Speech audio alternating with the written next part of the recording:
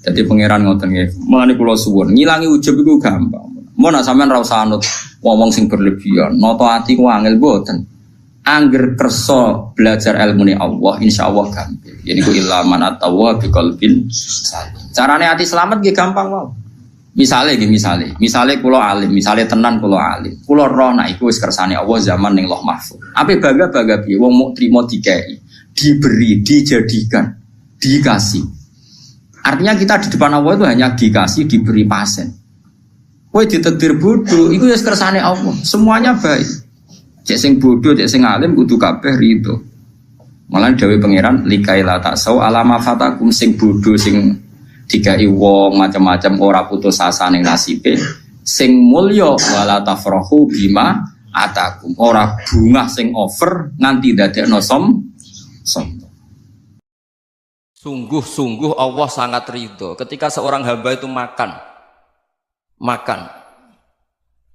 ketika sesuap nasi dia muji Allah, ketika minum seteguk nasi dia muji Allah. Itu kalau orang diridhoni Allah itu wali betul. Itu untuk jadi wali itu gampang, kamu makan ridho, kamu nginjak buminya Allah ridho seneng, kamu hidup keseharian aman seneng.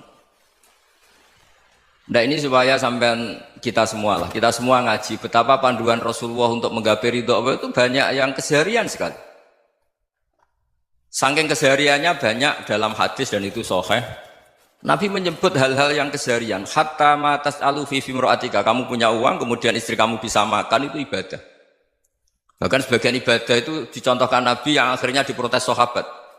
Yaitu wafi buti ahadikum sodakoh, kamu menggauli istri kamu itu ya sodakoh. Sampai sahabat bilang yang benar ya Rasulullah. Ayati ahaduna syahwatahu wa huwa lahu ajrun. Masa urusan biologis, urusan syahwat kemudian dia dapat pahala. Nabi menjawab, alai salawadu'aha fi haramin akana alaihi wisrun. Bagaimana kalau dia meletakkan ke yang tidak benar itu kan dosa. Nah, hal-hal seperti ini yang saya ingin teman-teman semua. Saya juga agak ingin ngaji demi Anda juga agak ingin. Itu dosa sekali ngaji kok pesanan kelompok tertentu itu enggak boleh. Islam itu untuk semua. Jadi ya cuma karena di depan saya jenengan ya seakan-akan jenengan korbannya. Itu ada ilmunya dalam usul fikih itu. Jadi orang itu harus ngaji usul fikih. Nama yang disebut, mungkin Mas Sufyan masih ingat zaman ngaji usul fikih. Nama yang disebut itu tidak jaminan sebagai prioritas perintah. Jadi misalnya gini, kebetulan yang di depan Nabi itu Abu Dzar. Nabi ya bilang, ya Abu Dzarin ini uhibbuka misalnya, atau ya Mu'ad ini uhibbuka, atau ya Abu Hurairah ini uhibbuka misalnya. Banyaklah riwayat yang Nabi nyebut ya Abu Dzarin, ya Mu'ad, ya Abu Hurairah. Kemudian misalnya Nabi meneruskan khitab, ini uhibbuka, saya mencintai kamu, fakul dubur sholatin, atau sebagian riwayat disebut fala tada'an la dubura kulli sholatin, Allahumma inni ala dzikrika wa syukrika wa husni ibadatik. Saya mencintai kamu, siapa saja. Mu'ad bisa, Abu Dzar bisa siapa? Saya mencintai kamu, mohon kalau habis sholat kamu jangan lupa wiridan Allahumma a'inni ala dzikrika wa syukrika wa husni ibadatik. Ya Allah, tolong kami permudah supaya mudah ingat engkau. Anda tidak bisa mentang-mentang, wong nama saya Parmin, nama saya Purnomo, itu yang diperintahkan Mu'ad misalnya. Jadi yang disebut satu, tapi khitab itu untuk siapa saja. Saya teruskan. Jadi saya mohon semua kita melakukan kebaikan itu kalau dalam kaidah fikih disebut al yakin la yuzalu bisyak. Banyak kebaikan yang kebenarannya itu 100%. Tidak punya efek samping ke pihak lain, ke kelompok lain, ke komunitas lain. Itu tadi misalnya Anda makan dan itu murah sekali, hanya butuh satu piring. Setiap punyaan kamu muji Allah, setiap minum kamu muji Allah. Itu redaksinya Rasulullah SAW disebut Allah sangat ridho ketika seorang hamba makan, kemudian dia memuji Allah. Atau minum, kemudian dia muji Allah. Logikanya gampang, negara seperti ini yang kamu harapkan bentuknya kayak apa, mertua, ipar, komunitas, tetangga. Itu nyata terjadi itu kan belum pasti. Sementara yang mesti terjadi adalah kamu butuh makan, kalau tidak mati. Butuh minum, kalau tidak mati. Butuh bumi yang nyaman ditempati, kalau tidak kita juga mati. Sebab itu Allah kalau menyebut nikmatnya itu hal-hal yang keseharian. Alladzi at'amahum min ju'. Allah itu siapa? Allah itu yang menciptakan kamu bisa makan. Tidak berlebihan. Allah itu yang menciptakan kondisi sosial itu ideal. Zaman Nabi itu ya ada orang munafik. Orang-orang pilihan Allah itu juga diuji orang sekelilingnya yang macam-macam. Semua diuji sesuai konteks zaman dan waktu. Nah, tapi ada ibadah-ibadah yang selalu disarankan Nabi. Sampai Nabi itu pernah ditanya, ayul islami khairun ya Rasulullah, Islam terbaik itu gimana? Jawaban Nabi itu unik. It'amu to'am. Islam terbaik itu ya makan-makan, jangan santai-santai. Ketika Allah menyebut beberapa kebaikan, falak tahamal aqobah, wa ma adrokan apa? Mal aqobah. Terusannya apa? Fakku rokobah. Terusannya apa? Au it'amun fi yaumin di masubah. Ya itu acara makan-makan itu juga Islam. Kenapa? Ya bayangkan kalau tidak ada makanan, kita mati kan? Kondisi sosial tidak ideal itu Anda masih gak apa-apa. Tapi kalau Anda tidak makan, Anda tidak minum, kamu punya istri cerewet masih bisa hidup, punya mertua cerewet masih bisa hidup. Tapi kalau tidak makan bisa mati. Berarti penting mana istri sama makan? Penting mana? Makan. Semoga istri Anda dengar, nanti kamu disuruh makan tapi pulang deh. Itu kalau dibahasakan makan masih memahami. Penting mana nasi satu piring dengan istri. Nggak ada nasi mati, nggak ada istri belum mati. Penting mana? Gak berani jawab kan? Nah, ternyata Anda ada garang kan di depan istri. Jadi saya mohonlah, mungkin Mas Sufyan Sauri tadi yang bisa bantulah. Teman-teman tuh ngaji yang keseharian saja. Karena kita nyari ridha Allah itu berdasar firman Allah. Dan firman Allah itu menyebut keseharian itu riang, gampang. Yaitu tadi misalnya wa min ayatihi manamukum billaili wan nahar. Termasuk ayat-ayat Allah itu kamu tidur.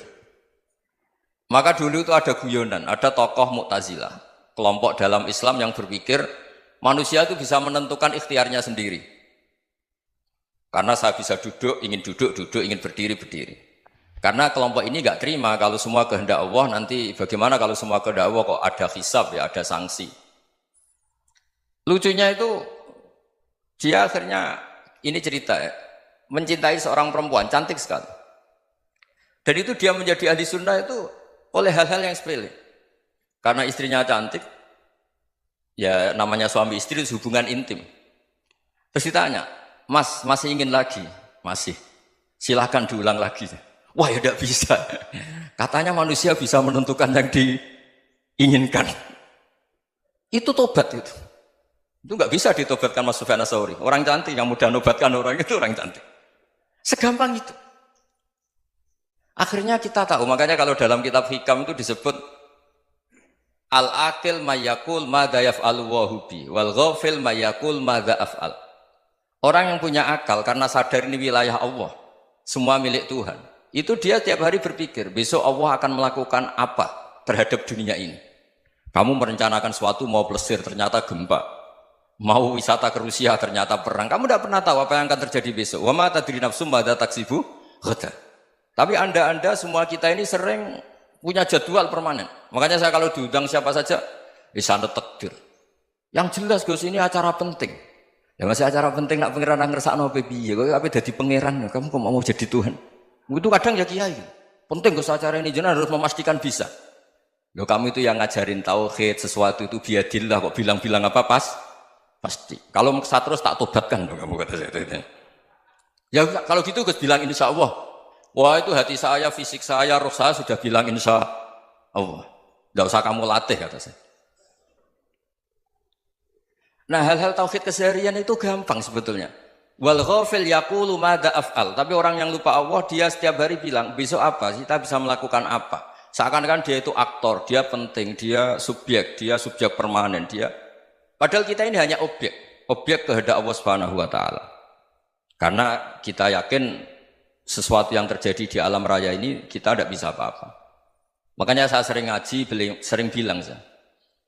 Ketika Anda mensifati Allah, Dia yang menghidupkan. Sudah itu tanamkan sehingga ketika kita mati santai saja. Kenapa santai? Allah punya cara menghidupkan kita. Zaman kita hidup juga gak tahu caranya ngelola jantung, ngelola paru-paru. Kamu juga gak tahu ngelola oksigen yang tidak beracun, tidak ngandung polusi. Tahu-tahu hidup. Gak ingin tua ya tahu-tahu tua, gak ingin mati tahu-tahu mati. Selama ini kita hidup juga gak tahu apa sebetulnya. Hanya gaya tok, punya jadwal, punya planning. Kalau kamu bisa menentukan pilihan Anda, pasti Anda istrinya cantik, 4 neriman semua, qanaah semua. Nyatanya enggak kan? Ada 1 jelek, cerewet. Oh itu kan, nyatanya enggak bisa apa-apa Anda kan? Dan kamu bawa mati lagi. Itu kan, istri Anda juga gitu, punya keinginan, punya suami yang ganteng, yang jabat, yang neriman, yang enggak poligami.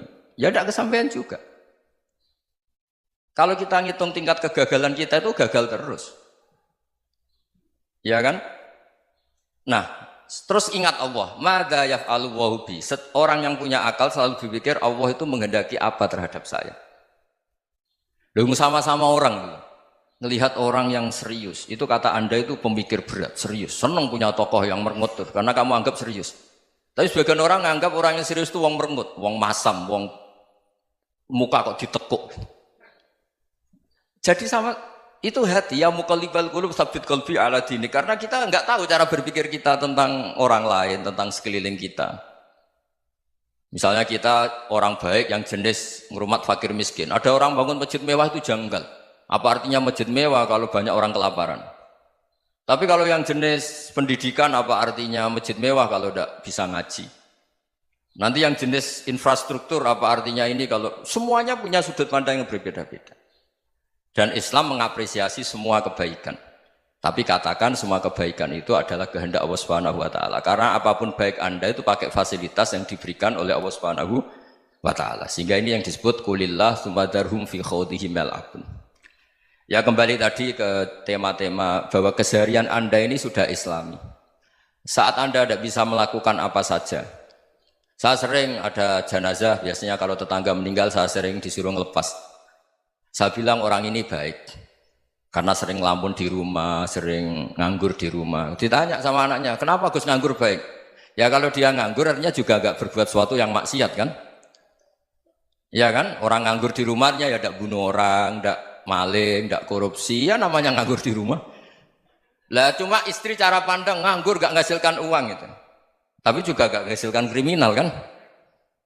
Jadi sebenarnya Islam itu makanya kalau sampai ngaji usul fikih itu ada kitab usul fikih namanya Lubul Usul, itu terkenal sekali di pesantren itu.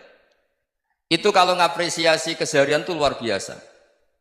Izma min mubahin illa wa yatahaqqaqu bihi tarku haramimma. Karena keseharian yang mubah saat Anda lakukan itu ada kehebatan yang luar biasa, yaitu meninggalkan haram.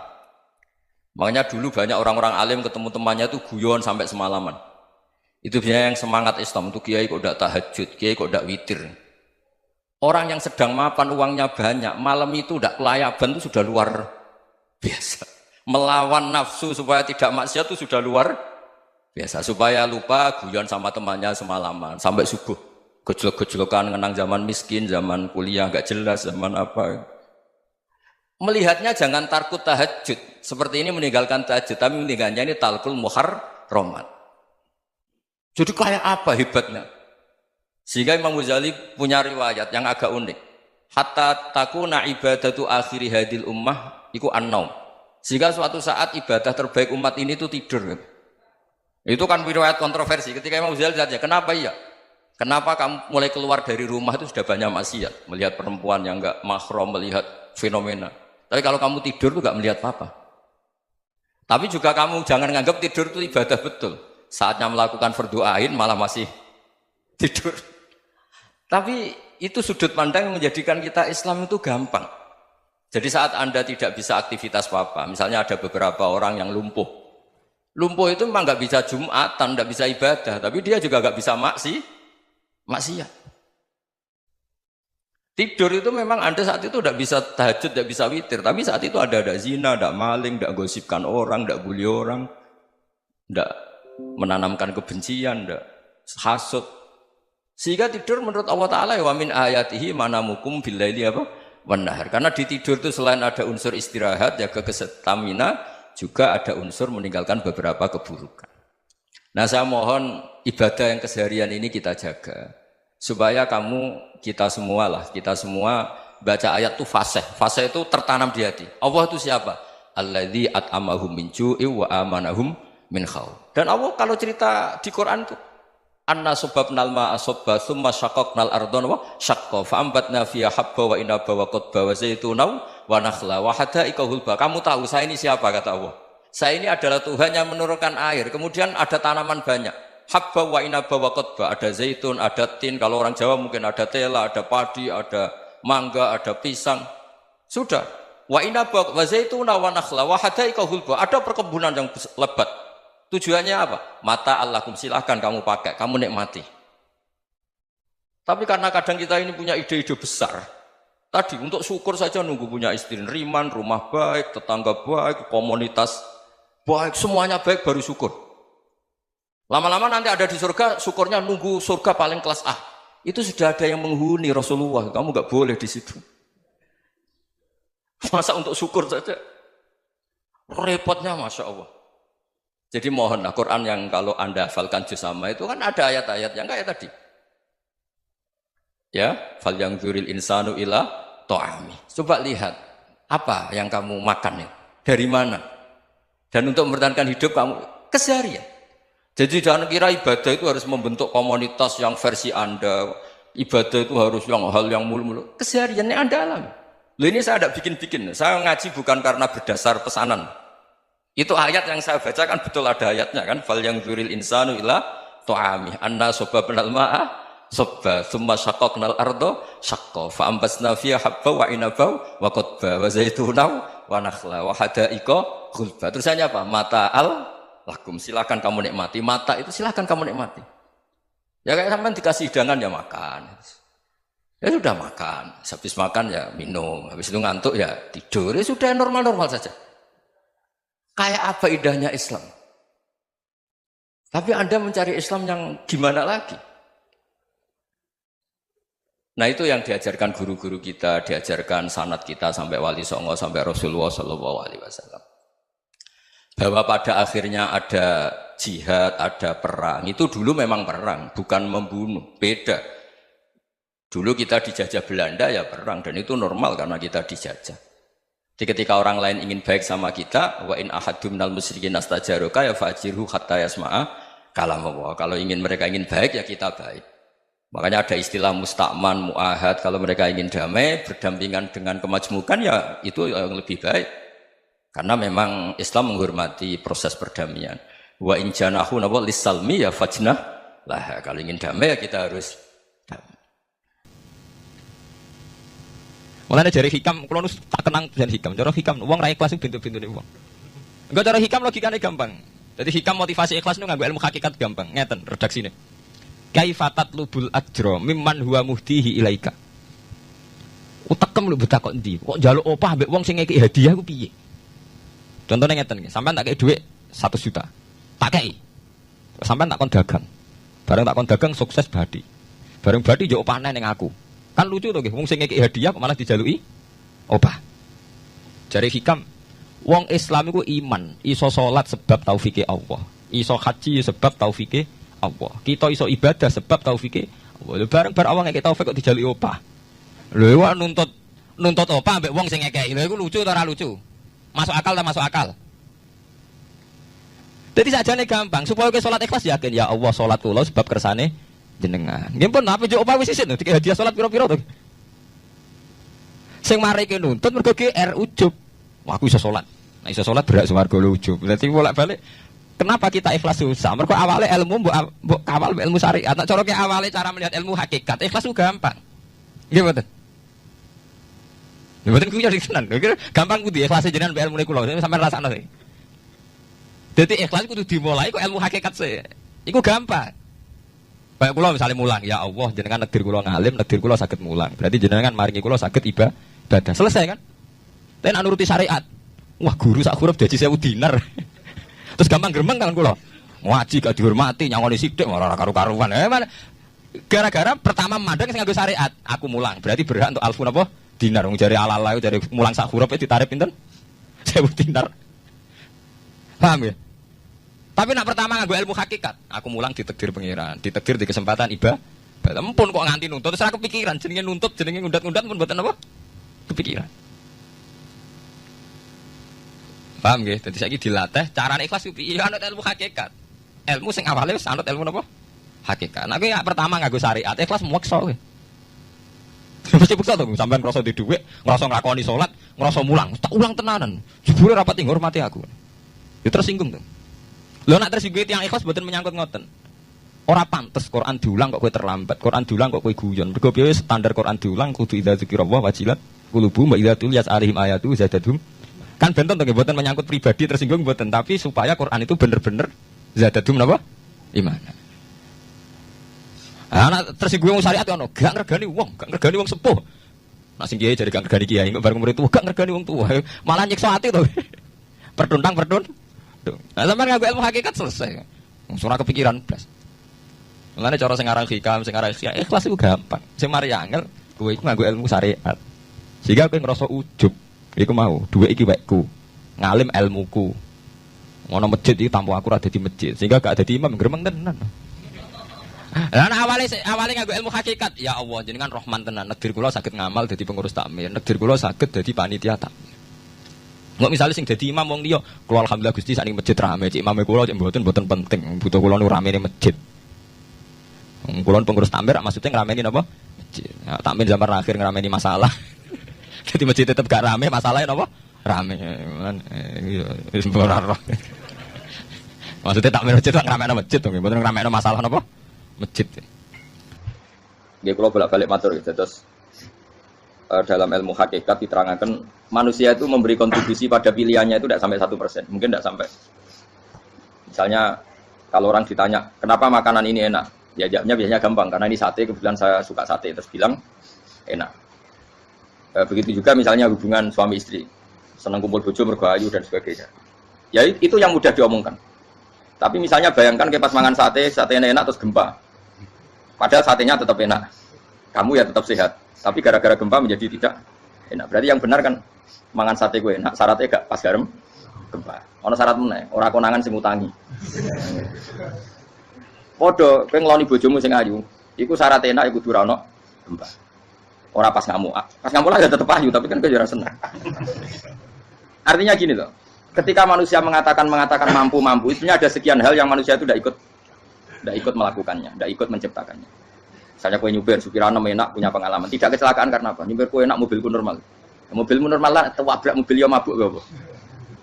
Nah di sini ini manusia dituntut, diingatkan terus. Kamu itu butuh Allah, rahmat Allah itu yang melindungi kamu, bukan keahlian kamu, bukan kecakapan.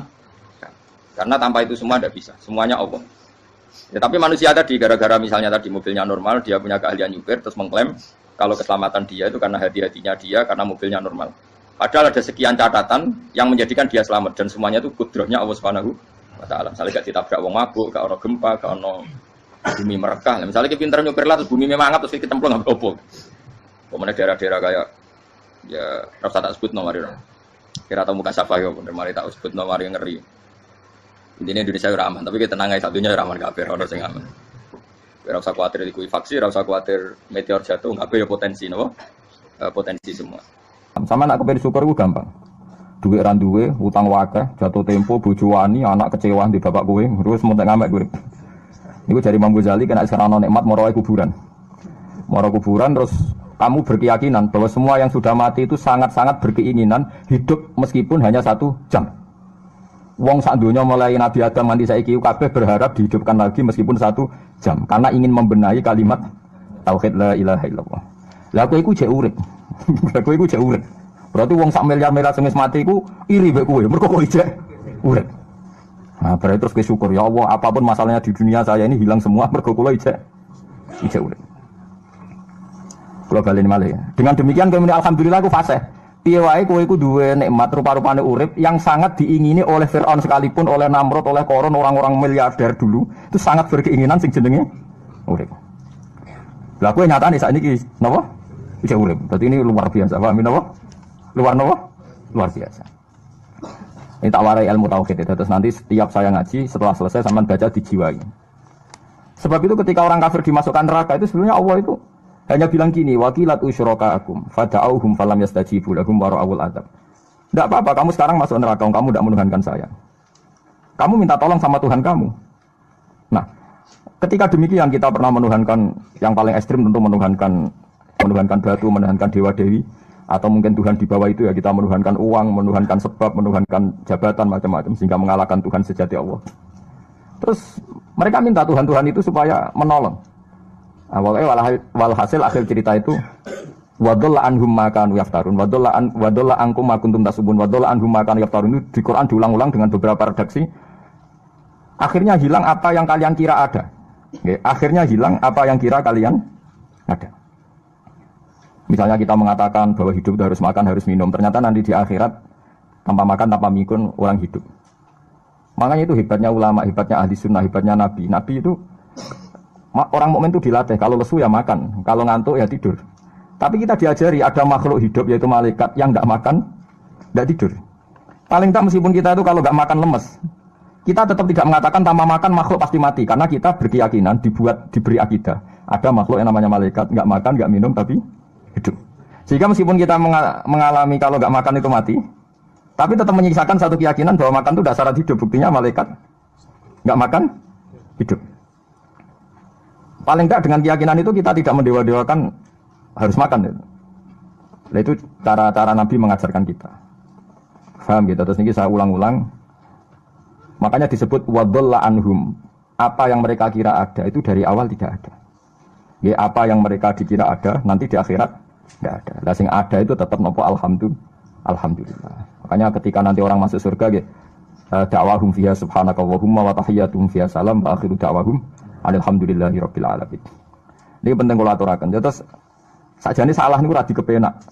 Itu sebabnya kenapa orang yang kafir mulai cilik sampai tua ketika meh mati kok nglafadzna la ilaha illallah, satu kalimat ini akan menghapuskan kekafiran di masa lalu. Kenapa kok bisa hapus? Karena kekafiran yang masa lalu itu omong kosong semua. Ini omong kosong semua. Barang itu kalau hakikatnya kosong hilang karena ada bukti memang enggak benar. Itu kan gampang untuk menghilang. Itu padha karo wong mending ngene. 3 miliar ambek 3 miliar. Iku padha karo 5 rupiah. Jadi ku gremeng meneh, 1 triliun bisa 1 triliun padha karo 500 rupiah. Omongan gremeng itu kan ya wong edan ngoten kan. Berarti sak urip-uripe muni Isa pangeran ya edan. Muni liyane pangeran itu kan omongan ra penting semua. Meskipun disebut tuh miliar triliun tapi kan cara guru biji busa kan gampang dobong ae wong ndak. Tapi malaikat bagian katabah, bagian nulis, itu ora wani ngobong la ilaha illallah ben kualat tapi pangeran. Makanya saya pastikan sekali sampean nglafadz la ilaha illallah itu benar, malaikat sing sentimen mbek sampean pun ndak bisa bakar itu. Kualat den. Paham juga maksudnya? Paham ya? Jadi jelas ya ini kenapa kalimat itu begitu dijaya. Paham ya? Begitu dijaya. Nah soal kita ngalami di zaman akhir, orang lafadzkan kalimat itu dianggap bid'ah terus tukaran. Ya kita semua ngalami bingung kalimat itu salah apa dianggap napa bid'ah.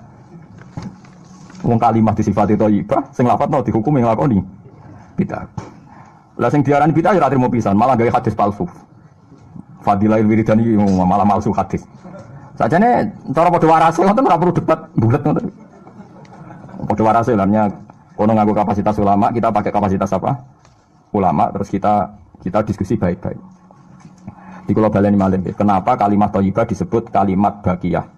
Dalam istilah Quran wal baqiyatus sholihat. Baqiyah itu sesuatu sing abadi. As-sholihat itu sing layak, sing apik, sing selalu duwe eksistensi. Soleh maknane layak. Layak iku mergo wujud. Ya kalau baleni malah kita wari filsafat ilmu hakikat. Sing darani layak ku sitok mergo wujud. Nak barang ora wujud itu jenenge dilafadzno tapi mboten layak. Jadi barang ana sing dilafadzno tapi ora layak, ana sing ora usah dilafadzno tapi wis layak disebut sholihat. Saleh maknane apa? Layak atau punya eksistensi. Misalnya begini ya, kalau tawarai gitu sampean nang lafadzno la ilaha illallah itu benar. Ketika manusia itu menganggap yes umum maknanya menganggap itu sesuatu tidak ada tapi dianggap nopo ada, itu jenenge menganggap. Ketika manusia itu menganggap bahwa tidur itu penting, kalau orang tidak tidur itu maka dia akan lemah, kalau orang tidak makan itu dia akan mati. Sebetulnya semua ilmunya manusia itu menganggap, karena diulang-ulang oleh satu kejadian, kalau nak gak mangan itu lesu, nak gak turu itu lemes, terus dia menganggap kalau nggak tidur itu orang mati, kalau nggak makan itu orang mati. Itu ilmu yang dikatakan oleh para ahli hakikat hanya menganggap itu sah. Karena anggapan manusia salah itu sah, keliru ya sah, benar ya sah, tapi ya hanya anggapan. Tapi dalam ilmunya Allah Ta'ala sing abadi, kehidupan itu tidak bersyarat makhluk itu harus makan. Dan Allah bisa membuktikan itu lewat Allah menciptakan apa? Malaikat. Nah sehingga semua ilmu selain ilmu hakikat itu dalam bahasa ilmu hakikat disebut kita menganggap, kita merasa tahu. Bukan saya tahu, tapi saya merasa tahu. Nah, liane kalimat la ilaha illallah itu semuanya begitu. Kita merasa tahu bahwa kira-kira begini, kita melihatnya begini. Tapi sing hakikat, sing gak bisa dibatalkan bahkan oleh malaikat sekalipun niku namung kalimat la ilaha illallah. Nanti disebut kalimatul haqqin 'alaiha nahya wa 'alaiha namut wa 'alaiha nufatu insyaallah taala minal amin. Karena yang dikatakan hidup itu roh. Roh itu tidak butuh makan. Ketika jasad itu mati, hancur. Itu rohnya kan masih hidup. Dia pindah di alam ulya sana. Roh itu hayat. Hayat itu dari kata roh. Roh itu maknanya hidup. Hayat maknanya hidup. Roh dan hayat ini satu sistem yang kita tidak tahu, yang tahu hanya Allah. Ini tidak butuh makan. Sing butuh makan, butuh utang, butuh bodoh itu jasad. Paham ya? Roh itu rata utang, rata gadeknya BPKB, paham ya? Tidak melo-melo dia. Makanya ketika jasad kakean pola itu roh nyesal. Kok ngatasnamakan saya demi hidup sampai diruangi utang-utang wong, diruangi uripe bulat. Toh saya bisa hidup tanpa hutang. Lha iku manusia itu aneh.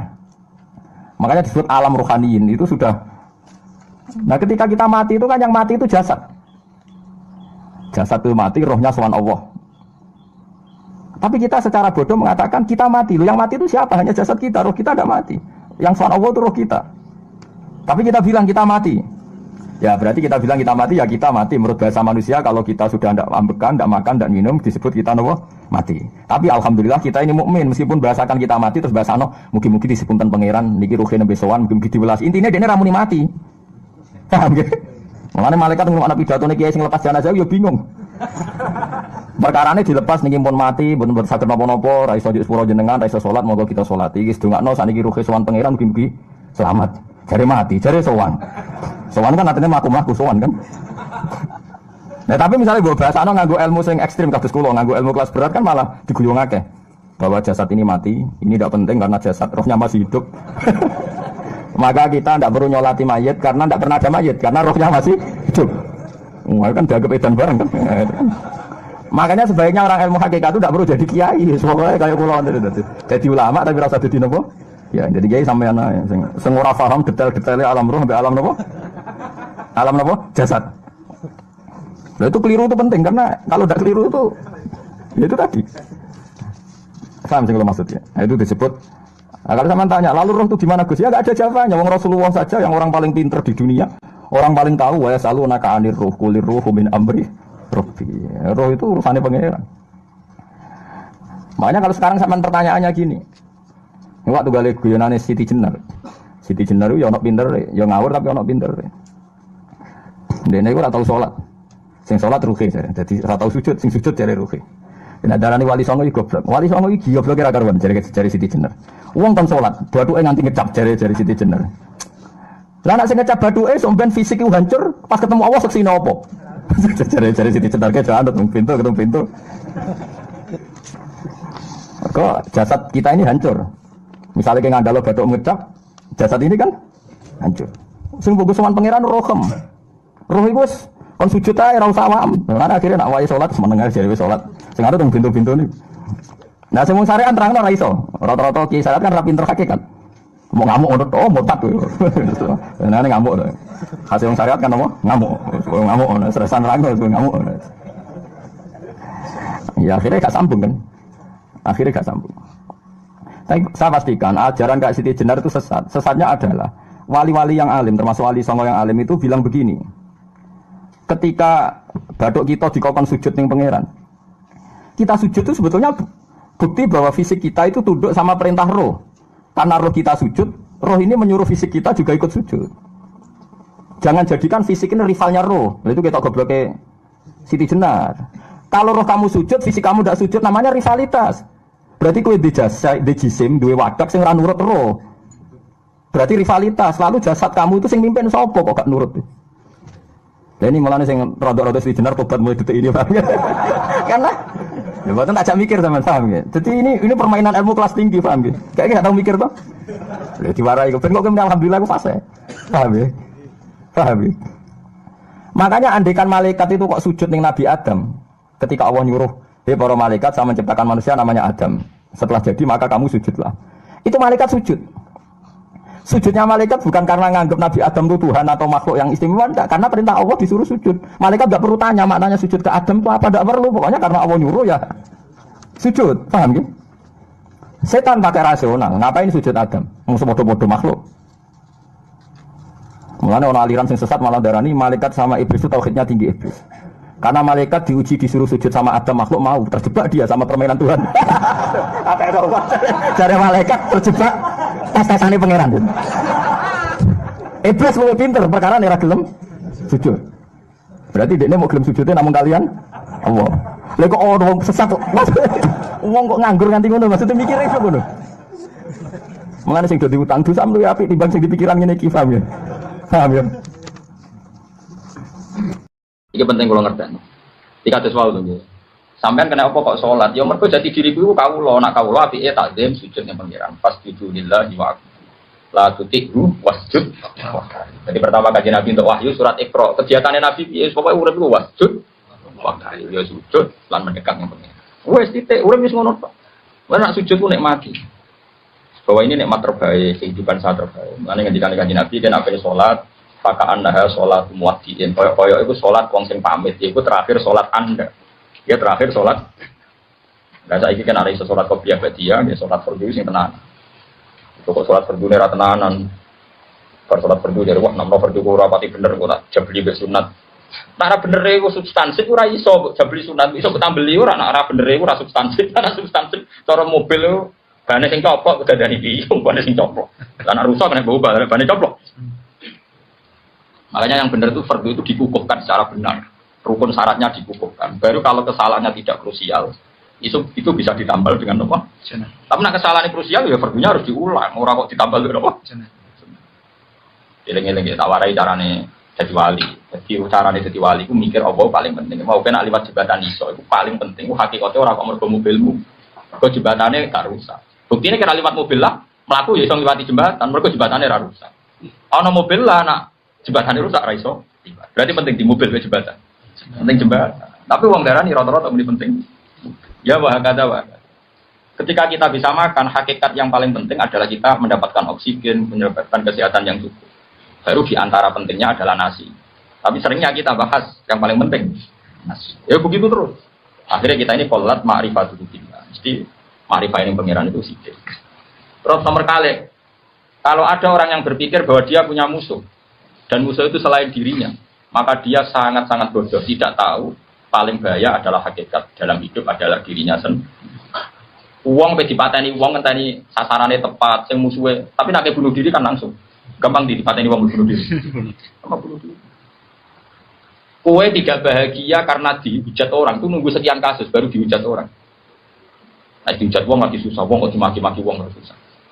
Sebelum orang lain menghujat Anda, hakikat Anda sudah orang menderita karena Anda sering menghujat diri sendiri. Gusti, melarat orang barbar, dibujuk wani, tonggo rasa seneng aku, itu awak opo Gusti. Itu kan berarti Anda menghujat diri sendiri. Jadi yang paling menyengsarakan kita itu siapa? Ya diri kita. Seperti nak melarat, kepengen beli mobil, kepengen, ya malah tersiksa.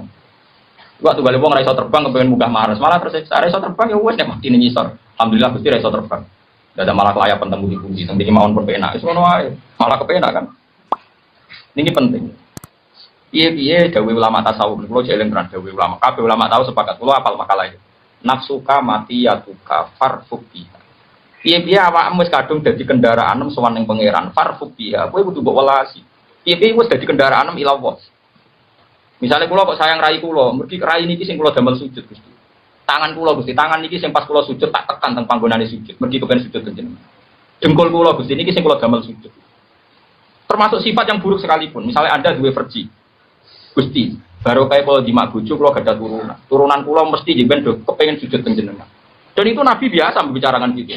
Nabi boten tiyang Jogja, tiyang Solo, terus ana pantes ra ngomongno boten. Nabi tiyang Mekah. Jadi yang berhak ya ngendikan. Ya Nabi biasa ngendikan wa fi buti ahadikum sedekah. Bahkan dalam verji Anda, alat kelamin Anda juga ada sedekah. Sampai sahabat ditanya, bagaimana mungkin ya ayati ahaduna syahwatahu wa walau ajrun. Bagaimana mungkin urusan seks dapat pahala? Kata Nabi, karena kamu kalau salah tempat juga dapat maksiat. Maka sekali orang bersenggama dengan istrinya kok niat ninggalno zina lan niat nglahirno umat Rasulullah, maka dapat pahala besar. Artinya semua yang ada diri kita itu adalah alat ibadah. Beda mripat. Wong delok wong alim padha karo ibadah sekian tahun. Kok kowe duwe irung ya mbok sithik. Mau dicangkem buku mangan, baru kayak mangan kayak kuat sholat, baru kayak cangkem kayak iso wiridan. Semua ini sarana kita ilah, maka kamu jangan pernah tidak sayang sama diri kamu. Jadi ulama-ulama nafsuka mati ya tuka farfubiha, kamu harus sayang. Saya ngaji syukur, apalagi syukur itu wis enak untuk ganjaran kados kita. Wis enak untuk napa? Ganjaran. Sebenarnya saya itu ya punya masalah banyak. Saya sebagai ulama, sebagai manusia, sebagai tokoh punya masalah banyak. Jadi misalnya wonten tiang ini sing kasus nyata biasa mental. Gus, kok jenengan yo tahu kepikiran ndadekno pondok jenengan. Kak, lah kan apa sirine apa? Lah nek kepengen ora dadi malah ra syukur, nang malah kepengen ora dadi malah gampang kepinginan sing murah. Ya dia nek tahu kepikiran nek digedhingi wong lu sumpek to ora. Aku pokoke roh iku Quran mek hadis. Dari Quran mek hadis manusa iku makhluk ora penting. Nang ngono sing gedeng aku ya ora penting. Padha sing seneng kowe kaya aku ya ora penting. Jika saya itu tidak ada ruang gelisah mboten nanti. Jadi saya ini termasuk ulama muda yang kata orang banyak punya pengaruh, tapi saya di hati saya sama sekali. Wae kula njol mek pangeran. Nah, kalau ngamal diminjinkan kan kastanya rendah tadi rugi. Ikhlas itu rasional, paham? Ikhlas menapa? Rasional. Coba masa amal yang kita kangelan misalnya kalau subuh-subuh berangkat rene mau demi Rukin Mustafa. Emangnya dia siapa kan? Kan makhluk-makhluk udah jelas juga kan. Sampai semua juga siapa kan ya udah jelas juga. Tapi nak demi Allah Subhanahu wa taala kan zat paling jelas kan? Az-Zahir zat paling jelas. Mana kalau hampir ngamal ya Allah saya ini ikhlas lillahi ta'ala. Kenapa? Karena engkau yang jelas lihat bukan jelas. Mulanya Allah disifat az-zahir zat paling jelas. Lihat itu ora jelas. Nah ini juga ijtihad. Ini juga apa? Mungkin nanti anak saya juga ijtihadnya ada sama dengan saya. Cucu saya. Nah anak saya putune sampean ya ora ngara ijtihad, potongan anutan nonton mawon. Tapi saya berharap ya. Jadi kula cerita apa yang dilakukan Abu Bakar itu nyatanya tidak ada sahabat yang mengatakan Abu Bakar bid'ah. Karena mengelola Baitul Mal tidak kayak Rasulullah. Yang dilakukan Umar ya ndak. Lah sekarang tuh banyak aliran, sithik-sithik darane wong liya bid'ah. Itu mukhalifun bertentangan sama fakta sejarah. Cara mimpin Abu Bakar tentu tidak seperti Rasulullah. Abu Bakar sadar. Nah Nabi ketika kontroversi ada ruang orang khusnudzon karena dia Nabi, paham ya? Buktinya ketika Nabi bagian-bagian ghanimah jika ngomong sing ora perang, sahabat ya ada ruang untuk khusnudzon karena beliau Lalu ketika Abu Bakar mimpin pakai inventarisir dari Abu Bakar, iya nak Kanjeng Nabi, pas kowe salah paham menengae, wis ngono dik diurus langit. Aku pas salah paham mbok bacok dari apa? Mana kan niru kontroversi Ali Gus Dur barang ya keliru, SBY ya keliru. SBY dikawal, nek ana bom ratok. Gus Dur pas kontroversi pengawalnya akeh sing nderekno akeh sing misoi mikir. Sampeyan kontroversi ke RT kukut. Jadi nak mulane cara usul fikih kias ora oleh nama al-farid. Jadi kalau analogi itu harus ada ma'al jami'. Ada kesamaan. Jika ada kesamaan jadi ono farid pemisah tidak boleh kias. Makanya kamu aman karena kamu tidak sufi ya tidak fakih. Makanya enggak masuk yang dikritik Imam Syafi'i. Kamu sufi ya ndak, fakih ya ndak. Makanya kalau Imam Syafi'i kritik itu tapi alhamdulillah saya ada dua-duanya. Yang tidak sufi tidak fakih. Karena orang sufi itu kalau ditelusuri itu memang kesalahannya terlalu banyak. Kecuali dia mau ngaji fikih. Kenapa? Kecuali dia mau ngaji fikih. Kayak tadi misalnya, sampai Imam Syafi'i zaman itu duka yang menghentikan usisat tasawuf alal kasal. Ilmu tasawuf itu dibina. Itu berdasar kemalasan. Loh, saya punya teman sufi banyak. Saya ini kiai loh. Punya teman sufi banyak. Tekon dengan kula Gus dunia rusak, sementing sakniki wis ngatah-ngatahno istighfar. Memangnya kita bisa diistighfari pangeran di sepuro pangeran ketika kamu orang alim ndak mulang? Memangnya kok iso di sepuro pangeran ketika kowe sugih zakat? Memangnya kok iso di sepuro pangeran wis kere ra nyapu masjid teko Jumatan, bareng ngrokok itu usep-usep ning pojok masjid bar mulai. Enak wae.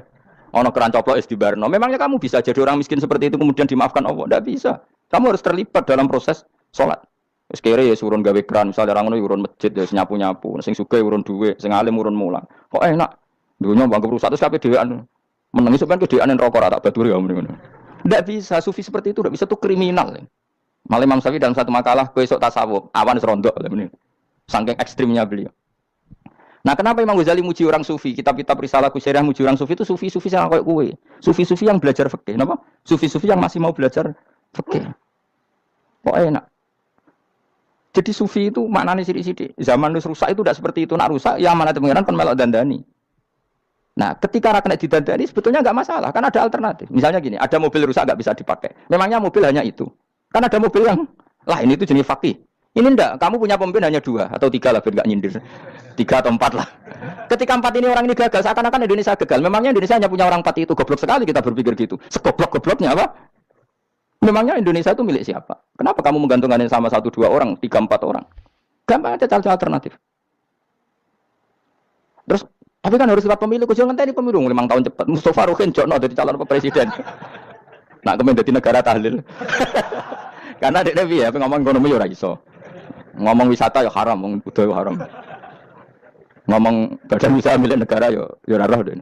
Lamun langsung dibagi-bagi. Tapi kelirunya kita selalu begitu. Ketika kecewa sama pemimpin, seakan-akan dunia ini tergantung pemimpin itu. Mana ada dunia ini dipasrahkan sama makhluk oleh Allah. Dunia ini milik Allah, nggak pernah dipasrahkan makhluk. Bahkan kiai mati pun nggak ngefek pada agama. Dulu sahabat meninggal agama jalan, wali songo orang-orang pilihan meninggal agama jalan. Karena Allah tidak ridho dunia ini, agama ini, dunia maupun agama dipasrahkan sama seseorang. Allah yang mengurus dunia ini. Apa nak konglomerat mati terus wong melarat kabeh? Enggak kan? Apa nak wong soleh mati terus wong bejat kabeh? Enggak. Allah yang mengurus agama ini, mengurus dunia ini. Saking goblokem, nak ono kecewa mbek makhluk itu.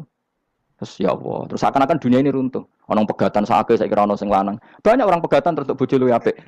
Bojone mati sing wedok malah makmur akeh to.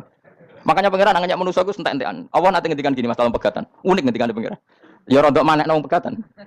Wa iya tafarraqa yuhnillahu kullam min saati. Kamu tidak usah takut dalam suami istri itu bercerai. Wa iya tafarraqa jika dua suami istri bercerai, yuhnillahu kullam min saati, bahkan satu-satunya per satu dari kedua mempelai ini bisa dikasih lebih kaya. Banyak enggak wong pegatan terus akhirnya lebih makmur.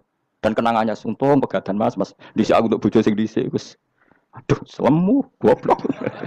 Enggak sing lanang karena bosen dijudisi yang untung saiki bojo konak bojoku sing dhisik. Banyak enggak orang pegatan kemudian kenangannya itu baik sama yang sekarang.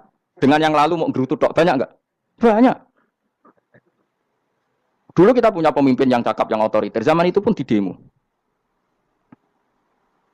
Coba kita ini kan mulai dulu anggere pemimpin di demo kok cek urip pantas di demo kan es mati digo kelangenan. Kelakuan kok ngono. Mulai dhisik nganti saiki. Kiai juga gitu, zaman urip dikerwiti, kok bareng mati kiai penggantinya dikritik ora koyok kiai dhisik. Iku ora ya coba 66 Pak Karno dikritik, orde baru diurus gitu tuh. Nabi yang ngono mangsamu presiden tok. Nabi iku kan mukjizat iku ngaji.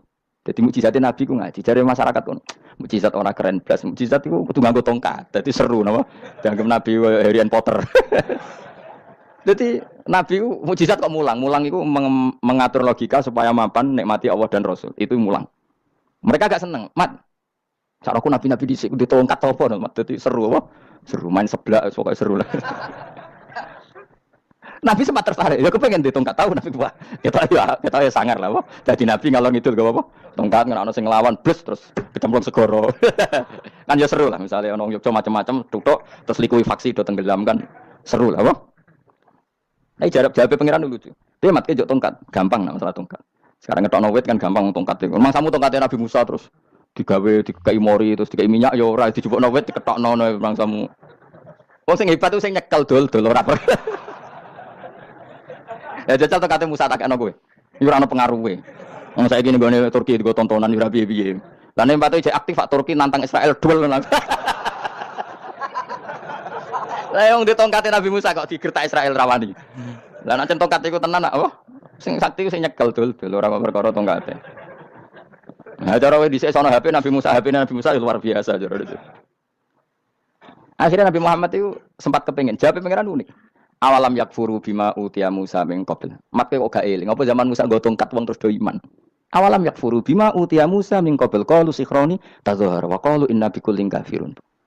Apa zaman Nabi Musa itu terus wong do iman? Ya tetep komentar dari tukang sihir. Padha ae, Mas. Nggo mukjizat ora padha wae wong nek berdua tetep berdua. Zaman Pak Karno sing tukang ngeluh ya ngeluh, zaman Pak Harto tukang ngeluh ya ngeluh, zaman Mega sing tukang ngeluh sampai saiki sing tukang ngeluh ya wis nggo kegiatan. Kiai yang ngono. Kadang-kadang kiai saiki misale Surabaya zaman Mbak Arwani, Mbak Zubair. Memangnya zaman Mbak Arwani wong kudus ngaji kabeh. Wong saku ya kelakuane wis ngono-ngono wae. Misale kula ya, kadang ya wong komentar. Gus Bae ora kaya zaman Bandur Salim. Lah aku wis dididik bapak, zaman Bandur Salim apa wong yo ngono. Kok bapak zaman Bandur Sam apa ngono sampai zaman Basunan Bunang misal. Ayo jajal. Masa wong Yogya misal. Saiki ora kaya zaman Bali Maksum Mbah Munawir. Memang zaman iku wong ngaji kabeh. Yudak juga kan sarahku kiai nak ngaji sing ngaji wong ngono-ngono iku pancet wong iku. Itu pengalaman. Mulane ketika Nabi Muhammad kemudian mujizat Nabi Musa jabe pangeran awalam yakfuru bima utiya Musa min qabl. Apa zaman Musa terus do iman mat. Padha wae engko masuk go tongkat ngalor ngidul ya. Biasa wae mat. Gak usah mujizatan mulang wis ngaten. Lho kula lho mau tawani pangeran mujizat kok tongkare Musa. Kula mboten purun. Ya perkara kok malah lucu. Nabi ngalor ngidul go tongkat. Nabi Musa itu kate biasa kan sing kondang ke wonge. Lah saiki ajak ning Turki. Nek kata tenan jek top Israel tuntas ya. Suwabet terus likuifaksi tutup suwabet meneh dadi negara bebas wong Israel. Terus Rajab Tayyip manggon kono. Iku aneh-aneh wae. Makanya penting. Yang dikatakan mukjizat itu ngaji. Ngaji itu bisa membentuk yakin. Yakin itu bisa membentuk tahqiq. Nah caranya yakin gimana? Tak warai kena ben dadi wali. Wali sing jalur ilmu. Jalur melarat wis kowe luwih iso lah. Wali ku jalur akeh. Alim yo iso dadi wali, zuhud dadi wali, melarat yo iso dadi wali. Syaratnya ridho ora kepengin sugih. Ya syaratnya melarat dadi wali ridho, ora terbesit kepengin sugih ora tau muni lho umpama aku di dhuwit ora dadi wali, muni umpama tok wis ora dadi wali. Jadi fa inna law taftahu amala syaiton karena mengatakan umpama iku wis buka pintu setan. Jalur apa ya? Nah alim syaratnya hafal Quran, hafal ribuan hadis. Ayo nak zuhud syaratnya ra di HP, ra anan. Nak fakir ra oleh diangen-angen ae nanti. Apa rasa dadi wali? Enggak usah ya. Kalau terang ini penting. Kenapa saya sering kritik orang sufi? Karena sufi sekarang itu beda dengan sufi dulu. Di Jawa Timur itu keluarnya para kiai ya gitu. Kalau ada orang ikut torekoh tertentu, terus gak gelem ngaji takrib, akhirnya lingi pangeran sewengi tapi sesucine keliru. Masalah didik anak bojo keliru. Karena ya mau sementing la ilaha illallah terus la ilaha illallah terus itu gimana? Kalau kita iman sama Allah, ternyata iman dengan aturan-aturan Allah. Misalnya kita seneng cawe dok, terus mbok sebut jenenge tok, kono njuk wedak rambut KI, njuk mangan rambut KI. Terus kamu tidak mempelajari sing disenengi pacaran ku apa? Senang Allah itu maknanya senang ketentuannya Allah. Allah yang murka itu apa? Kalau kita zina, kalau kita maling, ketika korupsi. Allah yang suka apa? Kalau kita sujud. Lalu syaratnya sujud apa? Harus dalam keadaan suci dari hadas besar maupun hadas kecil dan tempatnya tidak ada najis. Bahkan harus gitu. Itu senang Allah kok menurut Allah sewengi terus pingsan, kesemper, terus nak tepak harus darani wali. Nah, darani wali ono salam template. Wah apa-apaanan. Ngantor bapak kula saking kerase. Lah wong darani wali nek melete keren aku jadi. Tak top aku jadi. Kok saged, Pak. Paling zaman akhir darani wali dadi gula, wong salah templek ngekek dhuwit. Tapi nak wong alim darani wali sing dadi pinter akeh. Coba jajal wis ayo. Nak ora percaya Ruhin maklumno nak saiki wali, nak dadi gula mbek dhuwit. Ayo saiki umumno nak Ruhin iku wali. Reaksi masyarakat kira-kira piye? Salam templek terus ngapalno merek rokok Ruhin, misale rokok opo ya terus ditukokno. Tapi umat dapat apa coba? Tapi ketika orang terkenal alim, umat dapat banyak karena bisa ngaji, carane sesuci piye, carane zakat, piye yang wajib zakat apa saja. Carane dekat. Tapi saya gak wali kalah mbek wong alim kalah mbek wali. Kulo niki diceritani Gus, kulo gak wong alim. Jejer mbek wong terkenal wali kulo harus salaman beda. Ya akhirnya melarat salaman. Maksudnya salaman iku ono maknane ning Jawa Timur. Ora usah diterangno maknane opo. Wah kere. Wong kuwi padha wae wong alim kok kasut to. Dene kasute perkara hasile iku. Iku ya sarap pisan padha wae. Sing kanca kula niku. Tapi sebenarnya kita harus jadi pelajaran. Kalau ingat Allah itu ingat aturan-aturannya Allah. Terus keling Allah sewengi terus piye? Allah bikin aturan. Kamu sewengi di masjid itu ketentuan fikihnya kayak apa? Kalau istri kamu sakit, anak kamu sakit, kamu wajib ngurmat anak bojo dan itu juga perintah Allah. Terus keling Allah dulu enggak ada zaman Nabi seperti itu. Nabi itikaf sewengi di masjid terus pikir wiridan. Ya mulang biasa. Wiridan sekadarnya habis itu Nabi yang ngajar biasa. Siapa yang tanya tentang haid? Siapa yang tanya tentang ghanimah? Siapa yang tanya? Jadi yas'alunaka 'anil anfal. Ketika mereka iskal, lalu ghanimah cara bagi gimana ya Rasulullah? Dibagi walamu annama ghanimtum min syai'in fa lillahi khumsuhu wa lirrasul 1/5. Ada yang tanya lagi, "Wa salunaka 'anil makhid." Istri saya cara ngakad tidak normal ya Rasulullah. Kadang-kadang over. Terus disebut itu istihadah apa? Ditanyakan. Ada yang kaya usul, ya Rasulullah duit kula kathah lalu tak kasihkan siapa? Ya salunaka madzayun fikun. Ora kok terus eling pangeran sungi-sungi terus do ngantuk, bariku keturu. Bariku makan-makan ora ono ngono. Coba jika seseorang terkenal wali itu paling untung ndekne. Ini bukan kritik kan. Memang harus dikritik. Kritik aku enak kowe kualat, kowe ra wali kok kritik wali. Kowe cuma melok. Karena apa? Kita ini syafaqatan li hadil ummah, kita kasihan umat ini mencintai kiai, kemudian tidak dapat apa-apa dari kiai itu. Caranya apa ya? Kita mulang. Makanya Rasulullah itu masyhur kan di sebuah hadis, sama cari di Muqaddimah Majmu', di Muqaddimah Ihya, hampir semua kitab ulama top itu menyertakan hadis ini. Nabi ke masjid, ada satu kelompok yang nangis-nangis dungo, ada sekelompok yang mulang fikih. Mulang itu ya iki halal, iki haram. Iki sholat begini enggak sah ini. Pokoknya mulang aturan-aturan di pengiran. Nabi ngadeg, kemudian Nabi bilang gini, kilakuma ala khairin, dua kelompok ini sama-sama baik. Tapi apa yang terjadi? Amma haula fayatuna wa, mereka adalah kelompok-kelompok yang minta sama Allah, insya ajaba wa insya Allah. Kalau Allah mengendaki ya disebadani, kalau enggak ya enggak. Tapi ini kelompok yang membicarakan hukum-hukumnya pengiran. Pasti Allah ridho. Wa innama bu'istu mu'alliman. Memang sing jenenge Nabi itu untuk mengumumkan halal haram. Maka Nabi terus ikut yang kelompok belajar tadi. Karena yang dikatakan coba Nabi diutus jadi Nabi itu apa? Saya tanya. Bikin aturan. Caranya tawaf ke Ka'bah begini. Dulu tawaf itu udo. Dulu tawaf itu bawa hubal lata. Dulu tawaf itu dengan penuh kemusyrikan. Nabi datang, cong tawaf itu aturnya gini. Enggak boleh ada yang berbau syirik. Caranya tawaf 7 kali. Baca kalimat ini. Sa'i juga gitu. Dulu yang namanya sa'i itu setar megang berhala Isaf. Nanti di Marwah megang Nailah. Setarnya gitu. Dari kesirikan ke kesirikan. Terus Nabi datang. Enggak boleh megang Isaf dan Nailah. Harus dibongkar. Dimulai dari labbaik Allahumma labbaik la syarikalah innal hamda wa ni'mata laka wal mulka la syarikalah. Itu Nabi. Sehingga saking ekstrimnya sahabat itu dulu enggak mau disuruh sa'i.